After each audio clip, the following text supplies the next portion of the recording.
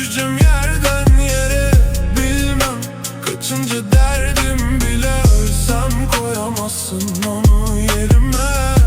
Ne oldu gülüm bize birden? Lanet mi ben?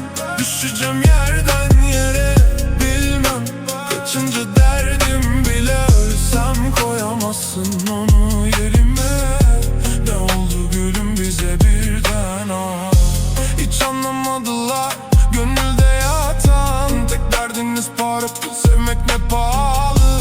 Ne villa araba, ne lüks bir telefon. Sonumuz mezarda, geriye ne kaldı? Bir ara sıra sor halimi nasıl. Ekle üstüme dert, çektim bilhassa bu. Ne istediysem yok, olmadı hiçbir şey. Söylesene bana, kaldı kaç adım? Yandım, nedense sönemiyorum. Bile bile yürüyorum hala. Önümü göremiyorum. Bu dertten yeter. Lanet mi ben? Düşeceğim yerden yere, bilmem kaçıncı derdim bile. Ölsem koyamazsın onu yerime. Ne oldu gülüm bize birden? Lanet mi ben? Düşeceğim yerden yere, bilmem kaçıncı derdim bile. Ölsem koyamazsın onu yerime.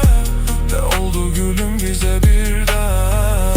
Kanmasaydım sana, bilmeden tutundum. Düşerken bir yandan yanlış hesaplar bu. Dediler baba çekecek, içkiler yanmaz Saddam. İnadına koştum durdum ve bir yanım nefret ediyor. Neden? Tüm yükleri üzerimden alın, gücüm yetmiyor. Hedet etmedim pes, az katleder bize nasip etmiyor. Yine de boş ver, olanların önemi yok. Beni bırak, istemem kalmaz yanına kâr. Bir daha yak beni de, beni de sevmenin harbiden bir bedeli var. Lanet mi ben? Düşeceğim yerden yere, bilmem kaçıncı derdim bile. Ölsem koyamazsın onu yerime.